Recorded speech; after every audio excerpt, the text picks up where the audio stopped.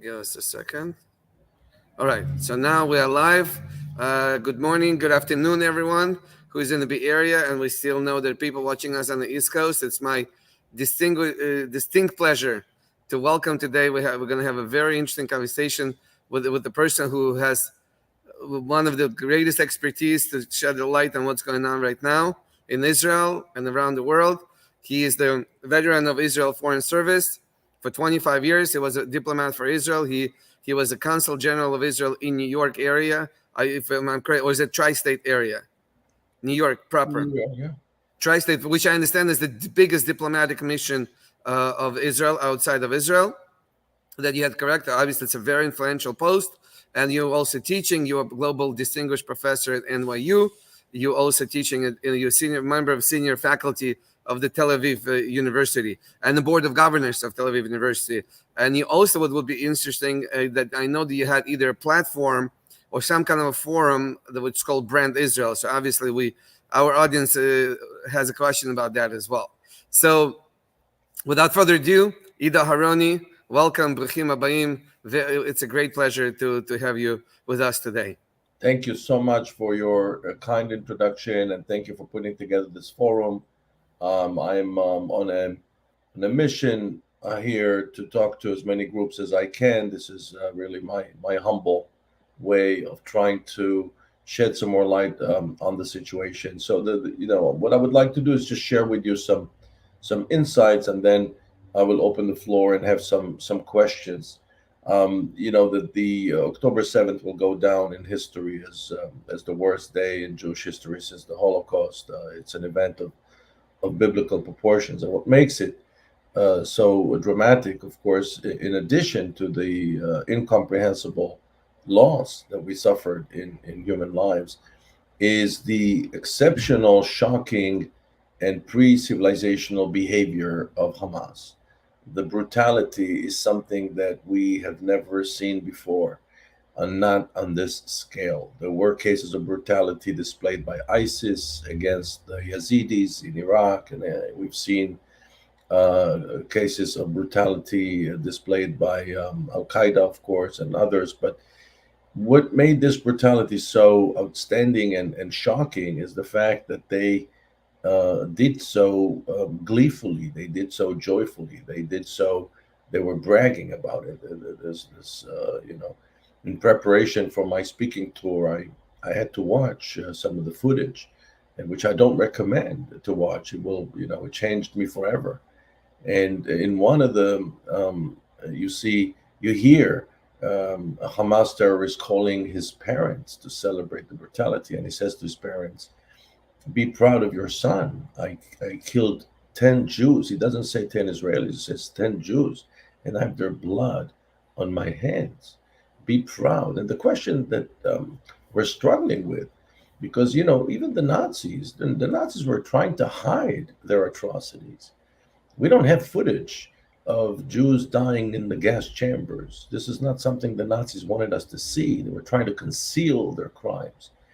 So what's the purpose of it? So the answer is complex. There are two reasons for what they did the way they did it. The first is, of course, to instill shock in all of us, existential fear in all of us, Jews all over the world. And by the way, also, they killed people who were guilty by association. They killed tens of Arabs and Muslims only because they worked for Jews. They killed Thai workers only because they worked for Jews. So the first is to instill fear, basic, Kamaic fear in the hearts of every Jew in the world. That's the first reason. But the second, which is more, in my view, disturbing and profound, they wanted to strip us of our own humanity. And this is a very deep observation, and we need to keep that in mind when we are remembering, and we will be remembering what happened on October 7th for generations and generations to come. Let's state the obvious. The first thing to state is that Hamas does not represent the Palestinian people, does not represent the Palestinian cause. In 2005, Israel actually pulled out of Gaza. and fulfilled the Palestinian territorial fantasy. And I'll go more than that. If we're talking about the Palestinian people, since the very early days of the debate between Jews and Arabs, this is before they took the name Palestinians, from the very early days in the debate between Jews and Arabs in the Holy Land, the Palestinians rejected every proposal for partition of the land, from the rejection of the 1937 Peel Commission to the rejection of the United Nations partition plan in 1947, and of course the rejection post 1967, the Khartoum summit, no to Israel's existence, no to negotiations, no to peace, the rejection of the Clinton plan in 2000, the rejection of the opportunity that were given by Ariel Sharon to rehabilitate Gaza 2005, and of course, most recently, the rejection of the Ehud Olmert plan in 2008. So we're dealing with ongoing habitual Palestinian rejectionism, and this is something that we all should be aware of. We all should be aware of that fact. When people are talking to you about the need to put things into context, this is the context. The context is Palestinian ongoing habitual rejection of every proposal for compromise. Now, it's important to state, especially to this group of people that love and care Israel, and I just heard from the rabbi how philanthropic and generous your community have been since the outbreak of the war on October 7th. But it's important to know that if we believe that Israel is facing an existential threat, then we're actually fulfilling Hamas' intention. The year is not 1948. In 1948, Israel was pretty much defenseless and helpless. We didn't have the support of the Soviet Union. We didn't have the support of the United States. We didn't have money. We didn't have army. Our army was very small and not very well trained. We didn't have ammunition. We didn't have weapons. The only thing we had was the support of world Jewry, in particular American Jewry. And even in 1948, we should remember that most American Jews were not Zionists. Less than 20% of American Jews identified as Zionists back in 1948, but that was enough for us to create the country. Today, Israel is a powerhouse economically. We have one of the strongest military forces in the world, and it's true that despite of the surprise on October 7th, Israel's performance as an army, the IDF's performance, has been very, very impressive. And I say this because I talked to my son who's in the Israeli, was recruited. My son is 26 years old, and he is in the Gaza area serving like all of his friends in the army. And so I know that the army is performing on a very, very high level. We have an unprecedented diplomatic umbrella with the support of the United States and India and Germany, of course, and Great Britain, and so on and so forth.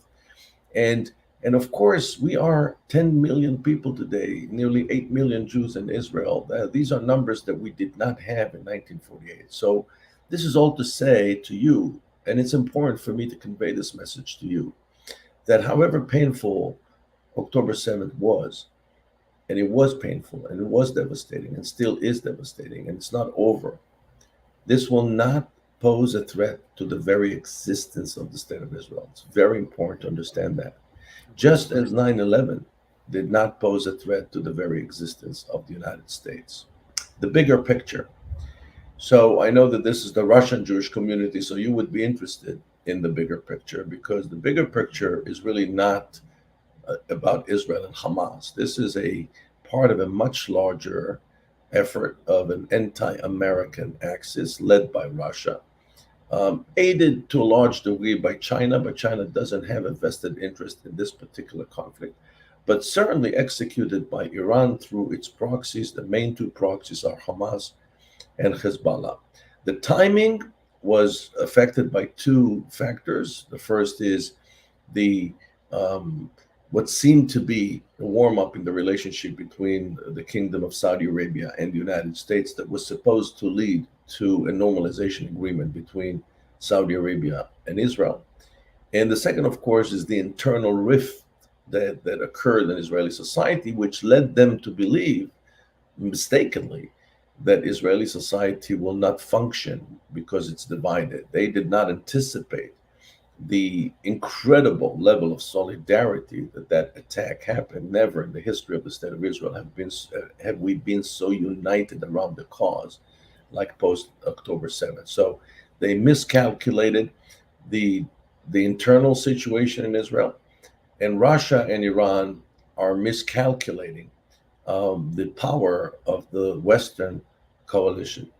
Now, why are they doing it? They're doing it because post um, Cold War, the only country that really matters is the United States in the world. And this dominance is being manifested by the fact that the United States is the number one producer of knowledge, from medical breakthroughs to technical and technological innovations.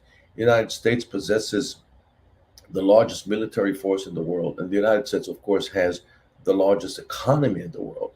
And so the countries that are working against the United States, the countries that are trying to bring to an end that era of American stability that started with the collapse of the Soviet Union, they view every blow that the United States is receiving as their gain.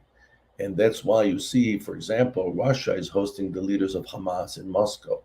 That's why you see statements from Vladimir Putin in support of Hamas. Now, a lot of people make the comparison between Hamas and ISIS.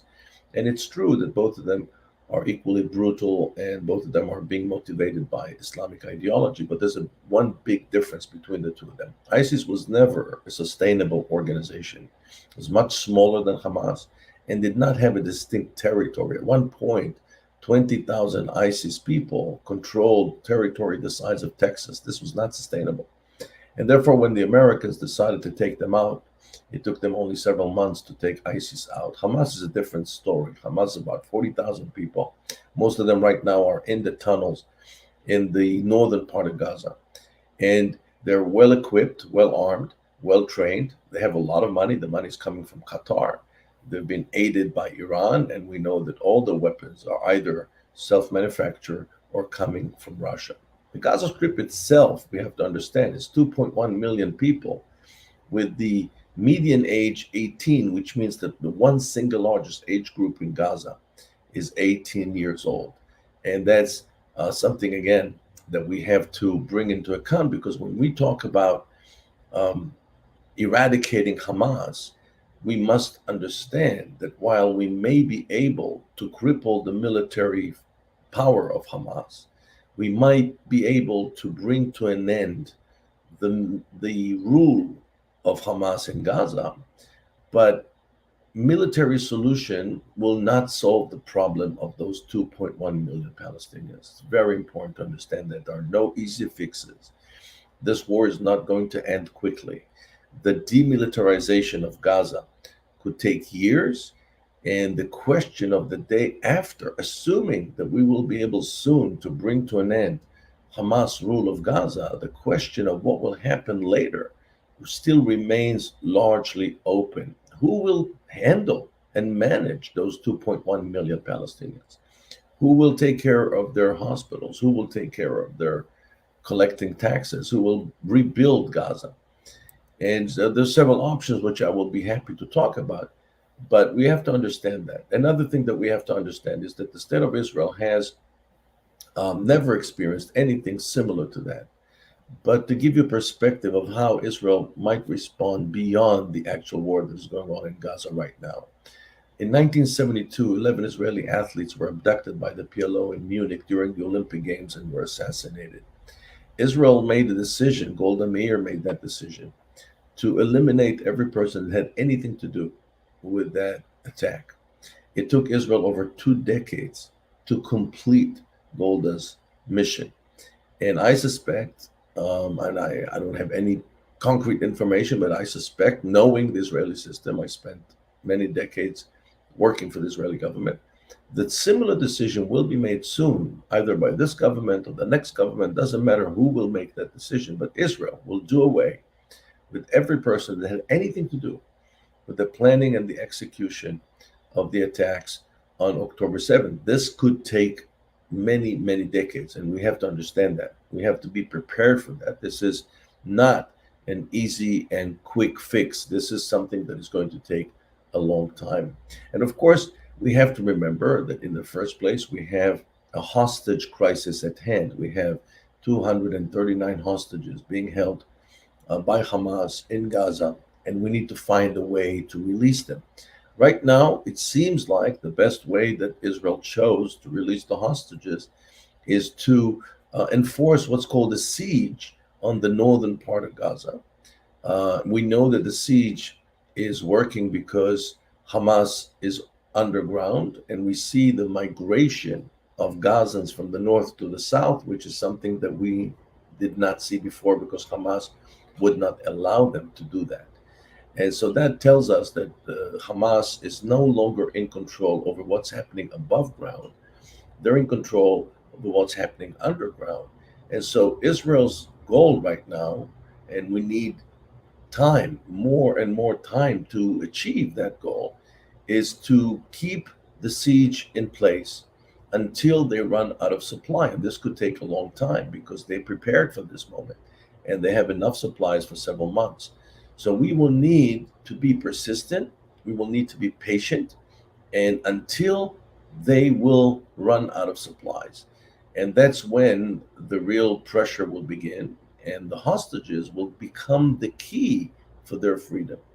In 1982, as a young soldier, I participated on the siege on Western Beirut. The same thing happened there. The PLO was concentrated in one area in Beirut, and we put them under siege. And the end of the process, they all left Gaza. It was a large expulsion of the leadership of the PLO to Tunisia. The big difference is that they did not have 240 hostages like Hamas has right now. So the scenarios are the following. One scenario, which I don't believe is feasible, is the reoccupation, the permanent reoccupation of Gaza, meaning to go back to the situation that existed before 2005. I don't think it will happen because the reasons for the pullout have not really essentially changed. The second scenario is what I just described to you, disabling Hamas military, preferably expelling their leadership, uh, continuing with the siege, releasing the hostages. And then you have a third scenario, which is a long term engagement in Gaza, which could take years. Right now, we don't know which scenario is going to unfold. We definitely are not controlling the situation alone, because if we want to hand over Gaza, God willing, well, after we disabled Hamas, then the question is who will be willing to take Gaza from our hands?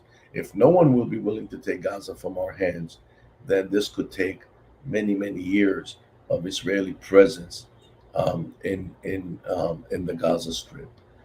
The risks, of course, are obvious.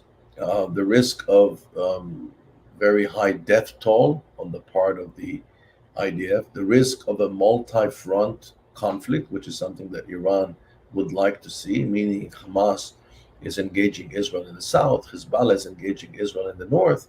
But then you have three more fronts. You have pro Iranian militias attacking Israel from Syria, you have Hamas terrorists attacking Israeli communities from the West Bank, and then you have cells of pro Hamas within Israel among Arab Israelis attacking and Israeli civilians and Israeli law enforcement. By the way, one of the reasons we have not seen the Arab Israelis participate is because Hamas killed tens of Arabs, Israelis. They killed Bedouins, they killed Arabs, the Arabs that worked in the music festival. They mutilated their bodies, they celebrated their death, and I think that's one of the main reasons why Arab Israelis are not part of this effort to undermine Israel. Now, the war represents also a reputational crisis and is tied to a sharp increase in the sense of security of American Jews like yourselves, and we should talk about it. So, I am a great advocate of the 10-20-70 rule. The 10 represents 10% in almost every Western society that simply do not support Israel. Many of them belong to that vocal group that calls for the destruction of the state of Israel. which is something that is incomprehensible because even Germany, that's important to understand, even Germany, that imposed two world wars during the 20th century, that because of Germany, tens of millions of people died. Tens of millions of people died. Our people was almost eradicated during the Holocaust. Yet, after the war ended in 1945, no one in the international community thought that Germany had no right to exist. Japan displayed tremendous level of brutality, attacked the United States 1941 in Pearl Harbor. When the United States decimated Japan with two nuclear bombs and started to rebuild Japan, no one said Japan is a nation that has no right to exist. But in the case of Israel, it becomes like almost generic. Everybody, faculty and universities and so on, they say Israel has no right to exist. It's an ethno state, I heard one Stanford, UC Berkeley professor saying. So the 10% is where we used to invest all of our energy. The 20% are the people that always support us, and the 70% are the people that really don't care. Most of them are uninterested. Now, in theory, what we should do is work with the 70% because this is our room to grow, and because the 10%, there's nothing we can say or do that will change their mind. But October 7 changed that. October 7 changed that. We have to invest as much energy, time, and money in the 10% as we do in the 70%. And the reason is because the 10% are holding a position that is against humanity. To say that you support Hamas is to express a position that is first illegal in the United States. Hamas is a terrorist organization. And secondly, it stands against the very DNA of what we understand as humanity. So in this time, how do we communicate Israel to the world? I would suggest to focus on the hostages, especially the fact that they have tens of children being held hostages. Putting a human face on the stories of the victims, celebrate their lives, not necessarily the horrible way they died. And certainly do not send around the footage that Hamas produced because it will only serve their purposes.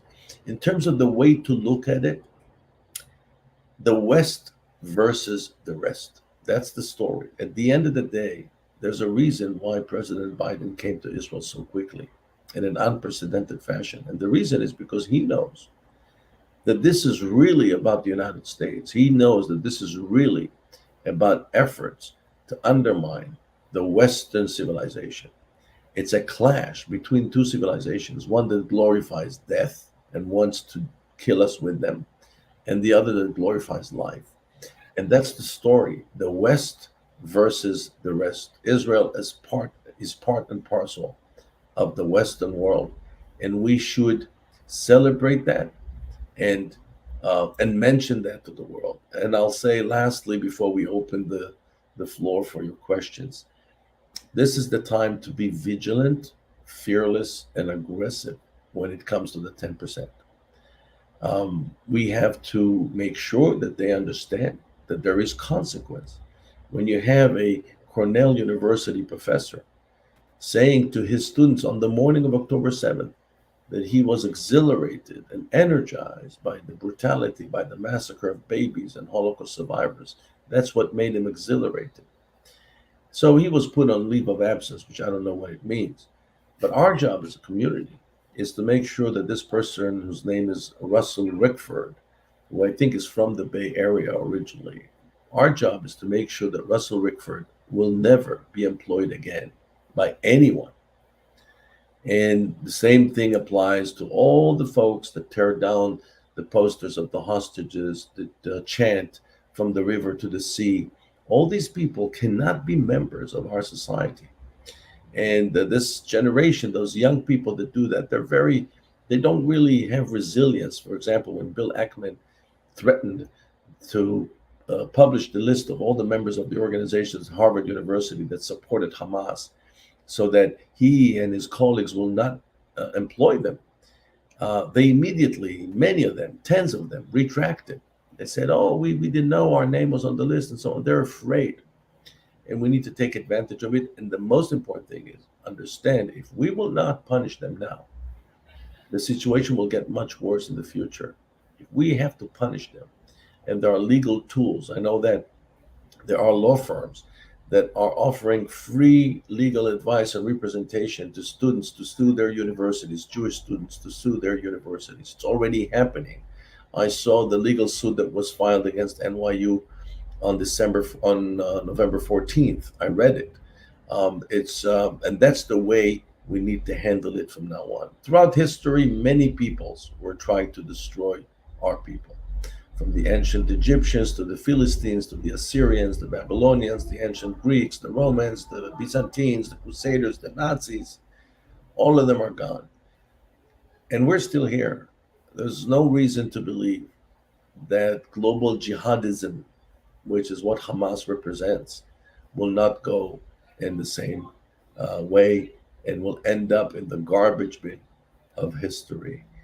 But in order for us to make sure that that happens, we have to be vigilant, we have to be aggressive, and we have to be fearless. Your questions, please. Yeah. So, if you don't mind, we're going to finish with the theme that we originally announced, that you suggested the topic. So if you care to really briefly to go into and shed the light on implications. So you've set the situation very well. We understand that it's a very great bird's view of it, and a wider view. If we can go into specifics, what do you think would be the implications for Israeli society in that order, the Middle East and the rest of the world of October 7th? So, there's a concept in sociology called the threshold moment. What is a threshold moment? Is when you are in between situations. For example, the night of a person's wedding is a threshold moment because you're not married yet. This is before the chuppah. You're not married yet, but you're not single. So it's a threshold moment. So we can never go back to October 6th. But we don't know how October 8th will look like. Israeli society can go in several directions.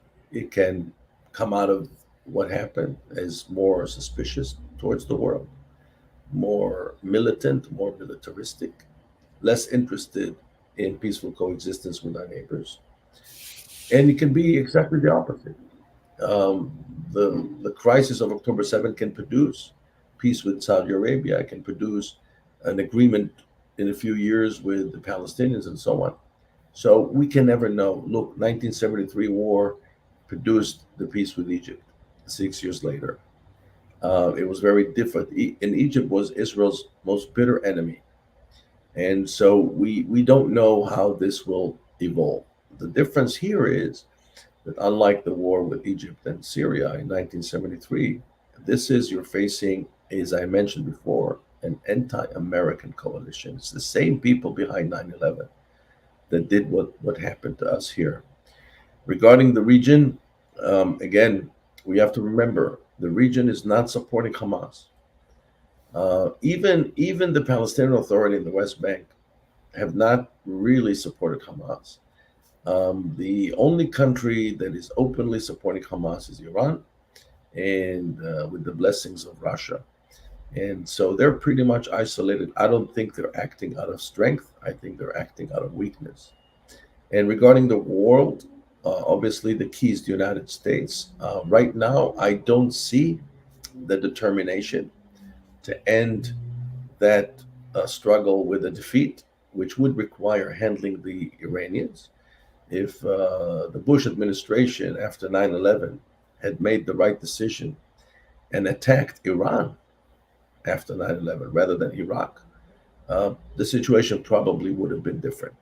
But that didn't happen. I don't see what's happening in the United States right now an American commitment to bring down the regime, the Ayatollah regime in Iran, unfortunately. I understand. Thank you. Thanks so much. To finish this question, is there any trend that you already can see in Israeli society right now that emerging, which direction the society goes, or is it too early to tell? It will take a couple of years. Well, the Israelis lost trust in the political system and the government. Israelis from all walks of life. When it comes to the way the government functioned, the civic society filled in the vacuum, and with unbelievable degree of voluntarism and And camaraderie charity, and and charity and all those things. So I think that there'll be a push to introduce new elements into our political system. For example, you'll see a big push for term limits so that no one will be able to serve as prime minister 15 years. Because when people serve in any position for that much, for that long, bad things bound to happen. And that's what happened to us. So one thing, I'm sure you'll hear about term limits. Um, but there'll be an investigation, and we want to know what happened on October 7th. We have to know what happened, and how come we didn't have enough soldiers, and how how come. come it took 6 hours? There were no response for 6 hours whatsoever. This is mind-boggling. Like, Right. and this is it takes you 10 minutes to fly a helicopter to Gaza and everything else that Israel has at its disposal. So all those things will be investigated. So we don't know. Again, as I said before, the jury is still out. Mhm. But one thing for sure, Israel is not going to be destroyed. Israel, in fact, Baruch Hashem, historic, historically, after every major crisis, there's only got stronger. a tremendous period of growth. And this is what you will see here again. And the biggest question on everyone's mind, we thank God we know about the abilities of Israel, the capabilities of Israel. Yes, it's not 75 years ago. No one. Thank God that dream has been realized, that the Jewish people will never be subjected to what they had to during the Holocaust. But the biggest question, and you set it up, and everyone knows about it. Yes, there's 2.5 million people in Gaza Strip, half of them under the age of 18. We can imagine how many of them, young and old, were subjected to 15 years, 18 years of Hamas propaganda. We all see in the kindergartens, the TV is controlled by Hamas, the internet is controlled by Hamas. So yes, we know that Hamas, like, it's another North Korea where they are brutally ruling over their own citizens. But nevertheless, that question, it is the biggest question after Hamas will be destroyed. And everyone who thinks logically, this would be the next question, which is like, what is next? What is, and so Yeah. again, So I don't know, it, hear anything in the political, like in the diplomatic clouds or international clouds, because what's been going on for the last 50 years, everyone has been kicking down the can, the issue of what to do with Palestinians, and it only grows and never goes away. The problem gets bigger and bigger. right. So we have to remember that the question of Hamas is not representative of the Palestinian question. In other words, you deal with Hamas. You must deal with Hamas. Hamas didn't leave you any choice. You have to deal with them. I'll tell you more than that. We also have to deal with Hezbollah, Right. because if there's one Which is thing a that we bigger learned, threat, much bigger threat. exactly, and if there's one thing that we learned from October 7th, is that we can never allow an Islamist radical organization to have military capacity right on our border. And this has to be taken out. So I will not be surprised if Israel will take out Hezbollah in the months to come. Um, Now, having said that, the question of the millions of Palestinians that we have between the Gaza Strip and the West Bank is a different question, is a much larger question. Thankfully, it's not so black and white. The Palestinians in the West Bank, and again, we see more and more disturbances, but by and large, they are peaceful. They're not, and the Palestinian Authority is not interested in inflaming the situation with Israel. And the reason is because they disagree with what Hamas did. Even the Palestinians in Gaza, we don't have any way to conduct a survey, but we do know that most people in Gaza are afraid of Hamas. It's not that they admire Hamas. The reason they support Hamas is out of fear. You know, there was a football game in Iran after the Israeli attack started, and they announced a moment of silence for the victims of Gaza in that game in Tehran. And I don't know if you had a chance to see that video, but tens of thousands of Iranians were booing the people that wanted them to express solidarity with the Palestinians. And the reason is, not, you know, the Palestinians are not well liked, not in the Arab world and not in the Muslim world. They, through a series of very bad decisions, from the Mufti through Arafat, through Abu Mazen, who rejected the Olmert plan, or at least didn't accept it, they were victims of their own failed leadership. And as a result, the Palestinians today are isolated. And so it's not black and white. It's not that the whole world is supporting the Palestinians. It's not true. The whole world doesn't like them. They're alone. And even the people that march here on campus, their main issue is they're anti-Western. Yeah, they're anti-Israel, but they're also anti-America. And we have to remember that. We have to remember that. Okay, but again, to summarize, because the issue is so big, it's so complex, because this is another introduction to the Russian ex-Soviet mentality. We are very particular people and detailed people. You know, we all still had to be studying math a lot. So is it safe to say that as of right now, and let's say for the next 5 years, there will be no major solution to the Palestinian issue? Oh, More than that. some people say that for generations. This is So we're talking about 20 to 50 years. Yes, people say that. I have a friend who's a senior member of the Israeli national security community. His name is Chuck Freilich. And Chuck wrote an article a few days ago in which he said that October 7 killed any political solution for the Palestinians. So that's where creative thinking comes in. We have to come up with creative solutions, how to allow the Palestinians to have a life, but also how to demilitarize both the Gaza Strip and the West Bank and southern Lebanon. Only through the effective demilitarization without our soldiers patrolling the streets, only that way we can feel safe again. And we have hundreds of thousands of Israeli refugees right now, which is something that the world is not talking about. We have hundreds of thousands that left the south and hundreds of thousands that left the north. And there are in Israel displaced in their own country. In order for them to feel safe and to go back home, we have to demilitarize those regions. And it's going to take a long time. I understand. Now, if you can, from your diplomatic perspective, so many years of your experience, because you did mention in the beginning, and we do, you have to be blind not to see what they call the hand of Moscow. They used to say the hand of Moscow in the Cold Era days. You obviously see what role Russia is playing as far as weapons are concerned and diplomatic protection and everything else that they do. And by the way, in the past, before the war in Ukraine, you can say the relationship between the Russian Federation and Israel were one of the best relationships. They were coordinating in Syria. So if you can care to tell us, what do you think changed? Why such a sudden change of course by Russia, by Putin? So of course it's not about us, it's about Russia and the United States.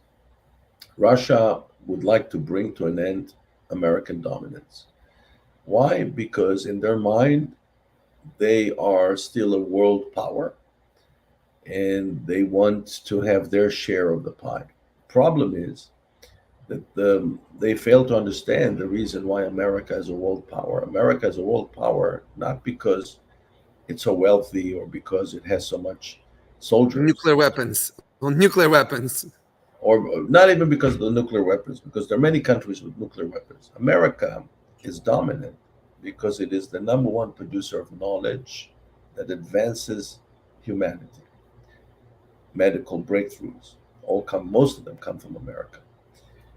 Technology, popular culture, and so on and so forth. And when you look at the list of the top 100 strongest companies in the world, there are about 70 or 80 American companies. There's not even one Russian company. And we have to remember that. Now, Putin made a terrible mistake when he invaded Crimea in 2014 and then when he waged war. Why? Why was it a mistake?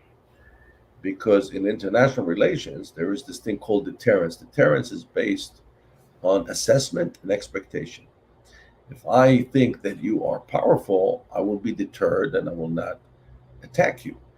But once he attacked Ukraine and did not win the war swiftly and quickly, what he did, he exposed the weakness of Russia, he exposed the weakness of its military force, and he harmed in a very dramatic way the deterrence of Russia. And so today, Putin is facing a very difficult situation. He cannot get out of Ukraine because he needs to show a victory. Apparently, he's unable to produce that victory in Ukraine. So the next best thing was to create havoc somewhere else, to divert attention from what's going on in Ukraine. And along the way, to again undermine the United States. And that's really the Russian interest in this whole thing. So it's not about Israel; it's about the United States. I understand. And so the last question, because I've seen on your resume that you've been involved in a campaign or a platform or an initiative called Brand Israel, which is also a lot on our minds today. I can express my personal opinion, how I assess the situation, which is you cannot advertise Israel to 8 billion people. And you're fighting against mainstream media. Associated Press is distributed in every country. We're not talking about Al Jazeera or Russia Today. We're talking about the mainstay Reuters, Associated Press, New York Times, BBC, French station. I cannot imagine how much budget Israel would need to counter, the amount of misinformation and lies and lies by omission that Israel and the Jews are facing right now. So do you think there is a future? There's a way how to get, and look, Israel has been doing great things. Look, Israel is a very creative country. Technology is number two. The guys in Israel are unbelievable. Every major company has a R&D. It's not like Israel lacks ability to do that. But, LGBTQ rights has been highlighted. It's the only democracy in the Middle East. Israel has tried everything under the sun to put the Israel aid, the Israel helping other countries. Israel was helping Turkey during the earthquake. It was the first team on the ground. But it seems like none of it works. The world forgets it the moment someone says that, someone lies that there was a bombing of a hospital. So do you have a perspective on, should Israel even concentrate on it? Is it a waste of money to try to convince 7 billion people on the planet that we are good guys? So first of all, it's not a waste of money, but you can't do that with 7 billion people or 8 billion people because most of them don't care, and you should and I wouldn't waste any energy on trying to market Israel as a tourism destination to the Arab world, for example. But the point is this: what is Brand Israel? Brand Israel is the idea that in order to succeed, you need to create attraction. People need to be attracted to you, right? You're a Chabad rabbi. Yes, I am. So Chabad is a perfect example of a brand that is built on attraction. People are attracted to what Chabad represents. And so the same idea was to do with Israel. What the problem was that for many years, whenever we were given a chance to talk about Israel, we only talked about Israel's problems. And as a result, we suffered in tourism, even in investments with all the high tech, we should be doing much better than what we're doing because the innovation that came out of Israel over the years are worth trillions of dollars. But this is not the amount of money that went into Israeli economy. And so we are underperforming. We're underperforming. And the reason why we're underperforming is because our brand is weak. our brand is not strong, and we need to invest in the brand. But you don't invest in the brand in time of crisis. You invest in the brand when everything is okay. You work with those 70%. Right now, we are in crisis. And what we need to do is to take those people that violate the law, that speak against Israel's right to exist, but have no problem with North Korea, and they have no problem with Iran, and literally punish them, show them that their positions have consequence. This is what we need to do. This will have an effect. This will have an effect. And again, Bill Ackman, the hedge fund guy from New York, demanded to see the list of the 34 campus organizations at Harvard, and he wanted to see the names. And you should see the responses of the students, members of those organizations.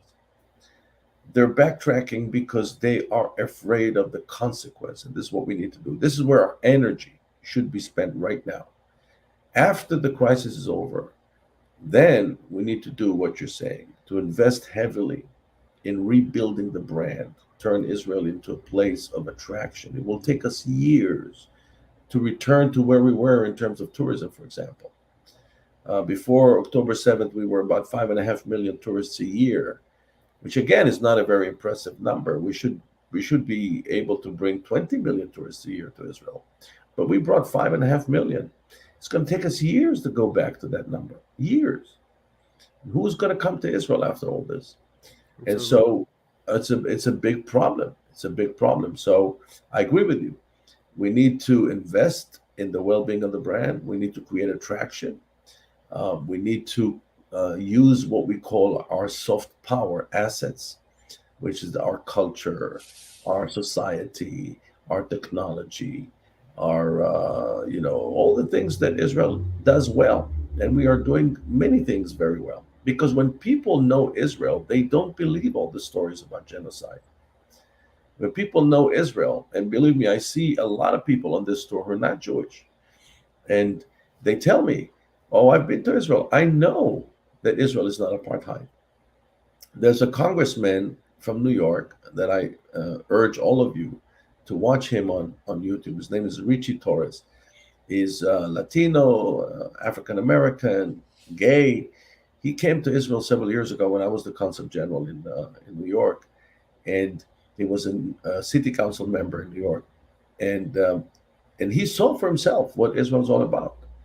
And now in Congress, you will not find a better, more clear and firm defender of Israel in this crisis, and it's coming from an African American, Latino, gay man, and that's what we need more. We need more Richie Torres out there. Ambassador Aharoni, thank you so much for your time. Thank you for coming to the United States and doing this tour. It's an important, every the efforts are extremely important right now. We thank you for your time that you've given to our community, and the Shabbat Shalom, and we see peace as soon as possible. There will be and the hostage will return home. You've seen those empty tables everywhere, springing up all over the world. So we want to see those tables full and hostages coming back. Shabbat Shalom. Thank you. Shabbat Shalom, and thank you. Bye-bye. Bye-bye.